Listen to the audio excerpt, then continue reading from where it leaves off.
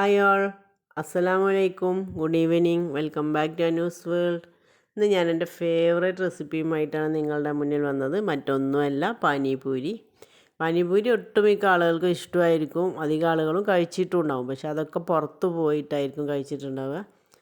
നമുക്ക് വീട്ടിൽ തന്നെ വളരെ കുറച്ച് ഇൻഗ്രീഡിയൻസ് വെച്ചിട്ട് ഈസി ആയിട്ട് തയ്യാറാക്കിയെടുക്കാൻ പറ്റിയ ഒന്നാണിത്. അപ്പോൾ ഇന്ന് നമുക്ക് പാനിപൂരിയുടെ റെസിപ്പി നോക്കാം. അതിലേക്ക് പോകുന്നതിന് മുമ്പ് എന്നും പറയുന്നൊരു ചടങ്ങുണ്ട്. എൻ്റെ ചാനൽ ആദ്യമായിട്ടാണ് ആരെങ്കിലും കാണുന്നതെങ്കിൽ, അല്ലെങ്കിൽ ഇതുവരെ സബ്സ്ക്രൈബ് ചെയ്തിട്ടില്ലെങ്കിൽ പ്ലീസ് ഒന്ന് സബ്സ്ക്രൈബ് ചെയ്യുക, ഫ്രണ്ട്സിനും റിലേറ്റീവ്സിനും ഷെയർ ചെയ്ത് ലൈക്ക് ചെയ്യുക, കമൻറ്റ് ചെയ്യുക. അപ്പോൾ നമുക്ക് പെട്ടെന്ന് തന്നെ റെസിപ്പിയിലേക്ക് പോവാം. പാനിപൂരി റെഡിയാക്കാൻ വേണ്ടി ഞാനിവിടെ 1 കപ്പ് റവ മിക്സിയുടെ ചെറിയ ജാറിലിട്ടൊന്ന് പൊടിച്ചെടുത്തിട്ടുണ്ട്. ഒരുപാട് പൗഡർ രൂപത്തിലാക്കി പൊടിച്ചെടുക്കേണ്ട ആവശ്യമൊന്നുമില്ല. ചെറുതായിട്ടൊന്ന് ആ തരിയൊക്കെ ഒന്ന് പൊടിഞ്ഞ് കിട്ടിയാൽ മാത്രം മതി. അത്രയും സമയം കറക്കിയെടുത്താൽ മതി. ഇനി അതിലേക്ക് 2 ടേബിൾ സ്പൂൺ മൈദയാണ് ചേർത്ത് കൊടുത്തത്. മൈദക്കും പകരം ഗോതമ്പ് പൊടിയും ചേർത്ത് കൊടുക്കാം. പിന്നെ 1 ടീസ്പൂൺ ഓയിലും ആവശ്യത്തിനുള്ള ഉപ്പും ചേർത്ത് നന്നായിട്ടൊന്ന് മിക്സ് ചെയ്തെടുക്കാം.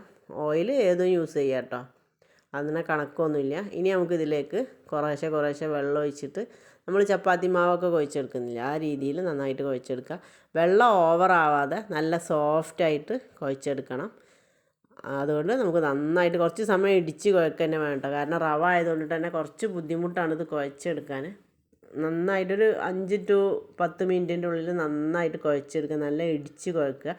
ഞാനിത് കുഴച്ച് കിട്ടാൻ കുറച്ച് ബുദ്ധിമുട്ടായതുകൊണ്ടിട്ട് ഞാൻ ആട്ടാനീഡറിൽ ഇട്ടിട്ട് ഒന്ന് കറക്കിയെടുത്തതാണ്. അതുകൊണ്ട് പെട്ടെന്ന് തന്നെ സോഫ്റ്റായിട്ട് കിട്ടി. ആട്ടാനീഡർ യൂസ് ചെയ്യാനൊന്നും ഒരു നിർബന്ധവും ഇല്ല. കയ്യിലുണ്ടെങ്കിൽ യൂസ് ചെയ്യുക, അല്ലെങ്കിൽ നന്നായിട്ട് ഇടിച്ച് കുഴച്ചാൽ മാത്രം മതി. അപ്പോൾ ഞാനിതാ കുഴച്ചെടുത്ത് കൊണ്ടുവന്നിട്ടുണ്ട്. ഇനി ഇതൊരു അരമണിക്കൂർ റെസ്റ്റ് ചെയ്യാൻ വെക്കാം. അപ്പോഴേക്കും നമുക്ക് ഇതിലേക്ക് കുറച്ച് ഫില്ലിങ്ങുകളൊക്കെ റെഡിയാക്കി എടുക്കാണ്ട്. ഫില്ലിങ്ങും പാനിപൂരി എന്ന് പേര് പോലെ തന്നെ അതിലേക്ക് ചെറിയ 2 പാനി ഉണ്ടാക്കിയെടുക്കേണ്ടതുണ്ട്. അപ്പോൾ അതൊക്കെ ഒന്ന് നമുക്ക് റെഡിയാക്കി എടുക്കാം. പാനിപൂരി റെസ്റ്റ് ചെയ്യുന്ന സമയം കൊണ്ട് നമുക്കിതിലേക്ക് വേണ്ട എരിവും പുളിയും മധുരമൊക്കെ ഉള്ളൊരു വെള്ളം റെഡിയാക്കേണ്ടതുണ്ട്. അതാണ് ഇതിലെ ഹൈലൈറ്റ് എന്ന് പറയുന്നത്. അപ്പോൾ അതിലേക്ക് വേണ്ടി ഞാനിവിടെ 3 കട്ട ശർക്കര എടുത്ത് വെച്ചിട്ടുണ്ട്. ശർക്കരയുടെ അളവൊക്കെ നിങ്ങൾക്ക് വേണ്ട മധുരത്തിനനുസരിച്ച് ഏറ്റക്കുറച്ചിലുകൾ വരുത്താം. ഞാനിവിടെ എടുത്ത അളവിന് ഇതൊരു പെർഫെക്റ്റ് മധുരമാണ്. പിന്നെ അതിലേക്ക് ഞാനൊരു ചെറുനാരങ്ങ വലുപ്പത്തിൽ പുളി എടുത്തിട്ടുണ്ട്. കുരുള്ളതോ ഇല്ലാത്തതോ ഏതും ആവാം, കാരണം ഇത് അരിച്ചെടുക്കാനുള്ളതാണ്. അതുപോലെ തന്നെ 1 ടീസ്പൂൺ ചെറിയ ജീരകം. നിങ്ങളുടെ കയ്യിൽ ജീരകത്തിൻ്റെ പൗഡർ ഉണ്ടെങ്കിൽ ഇത് തിളച്ച് അവസാനം അരിച്ചെടുത്തതിന് ശേഷം ചേർത്ത് കൊടുത്താൽ മതി. എൻ്റെ അടുത്ത് പൗഡർ ഇല്ലാത്തതുകൊണ്ടിട്ടാണ് ഞാൻ ഈ സമയത്ത് ചേർത്തത്.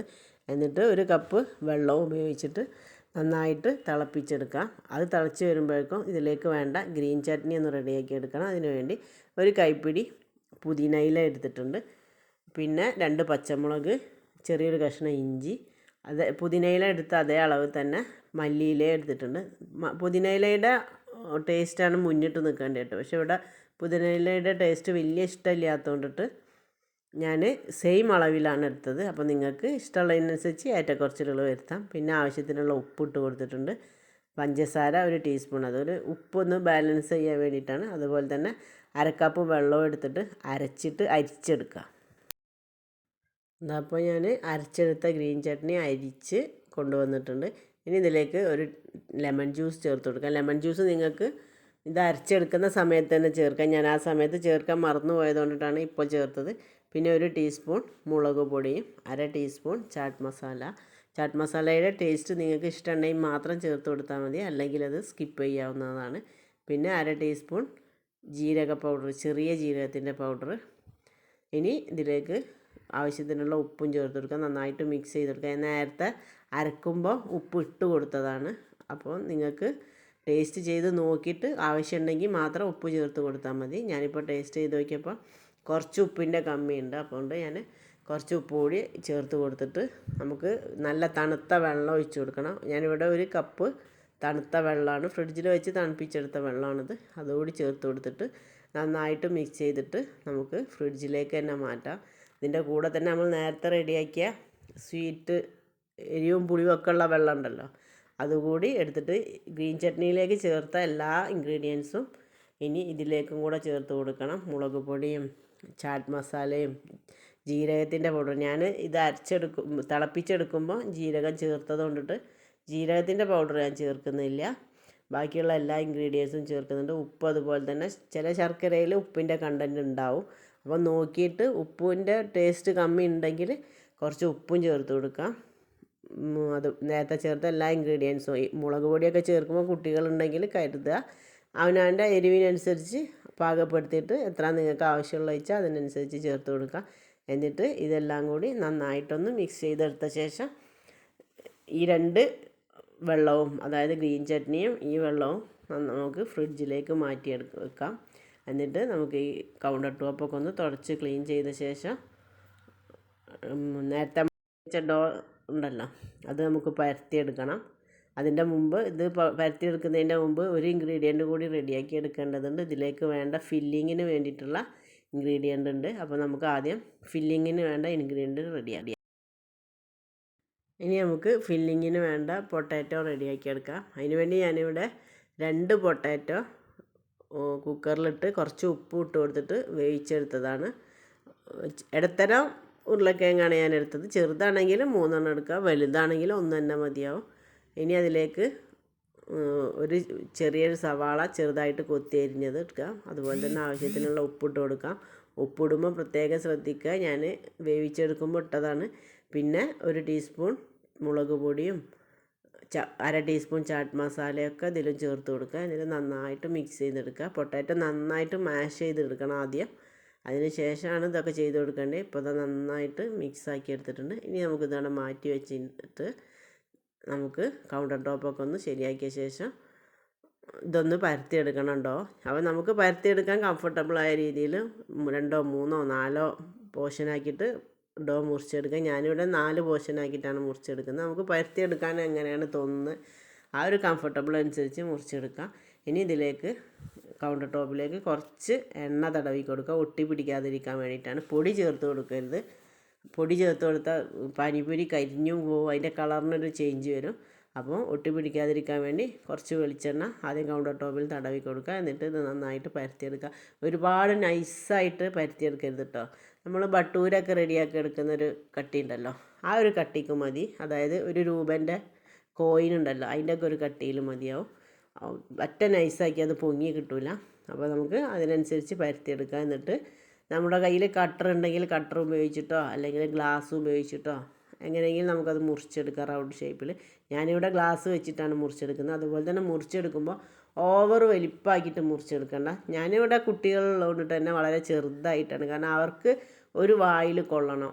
കാരണം പാനിപൂരിയിൽ നമ്മൾ ഒഴിച്ചു കൊടുക്കുന്ന പാനിയൊക്കെ അല്ലെങ്കിൽ പുറത്തേക്ക് ചിന്തിപ്പോവും. അതുകൊണ്ട് ഞാൻ വളരെ ചെറിയ പാനിപൂരിയാണ് ഉണ്ടാക്കുന്നത് ഇവിടെ കുട്ടികളുള്ളതുകൊണ്ടിട്ട് അവർക്ക് ഒറ്റ വായിൽ കഴിക്കാൻ കഴിയുന്ന രീതിയിൽ. അപ്പോൾ ഇതേപോലെ കട്ട് ചെയ്തെടുത്തിട്ടുണ്ട്. ഇനി ഇത് നമുക്ക് പരത്തിയെടുക്കണം. ബാക്കിയുള്ളത് ഇതുപോലെ പരത്തിയെടുക്കണം. പരത്തിയെടുത്തിട്ട് ഒരു നനഞ്ഞ തുണി ഉപയോഗിച്ചിട്ട് ഇതൊന്ന് അടച്ച് വെക്കണം, അല്ലെങ്കിൽ പെട്ടെന്ന് ഡ്രൈ ആയി പോവും. അപ്പോൾ ഇനി ബാക്കിയുള്ളതൊക്കെ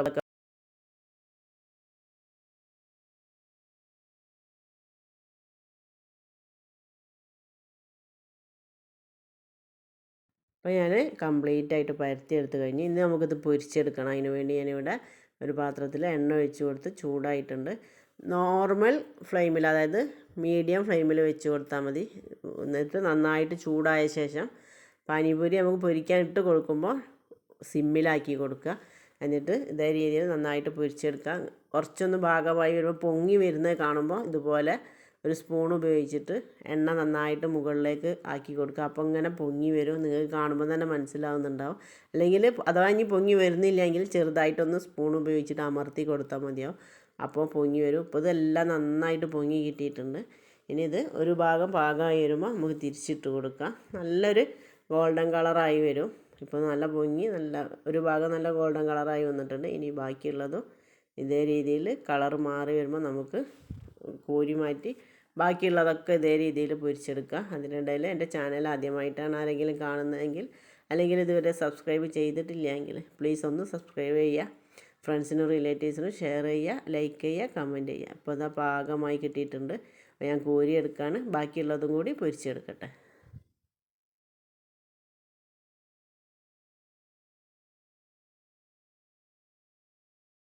പൂരി ഇവിടെ റെഡിയാക്കി എടുത്തിട്ടുണ്ട്. ഇനി നമുക്കിത് ഓരോന്ന് എടുത്തിട്ട് നടുഭാഗം ഒന്ന് പൊട്ടിച്ചെടുക്കുക. ഇതിൻ്റെ ക്രിസ്പിനെസ് നിങ്ങൾക്ക് മനസ്സിലാവുന്നുണ്ടാവും. ഇനി ഇതിലേക്ക് നമ്മൾ നേരത്തെ റെഡിയാക്കിയ പൊട്ടാറ്റോയുടെ ഫില്ലിങ് ഇട്ട് കൊടുക്കുക ആദ്യം.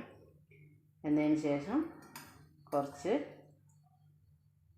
മധുരമുള്ള വെള്ളം ഉണ്ടല്ലോ അത് ഒഴിച്ച് കൊടുക്കാം. അതിൻ്റെ മുകളിലേക്ക് ഇത് ഒഴിച്ച് കൊടുക്കാം.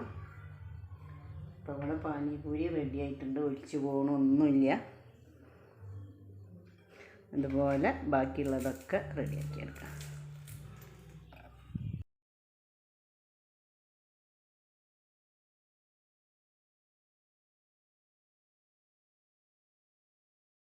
അപ്പോൾ അതവിടെ അടിപൊളി പാനിപൂരി റെഡി ആയിട്ടുണ്ട്. നല്ല ടേസ്റ്റ് ഉണ്ട് കഴിക്കാൻ. അത് നിങ്ങളെല്ലാവരും ട്രൈ ചെയ്ത് നോക്കുക. ട്രൈ ചെയ്ത് നോക്കി ഫീഡ്ബാക്ക് അറിയിക്കുക. അപ്പോൾ പുതിയ പുതിയ വിഭവങ്ങളുമായി വീണ്ടും കാണും വരെ അസ്സലാമു അലൈക്കും. Thanks for watching.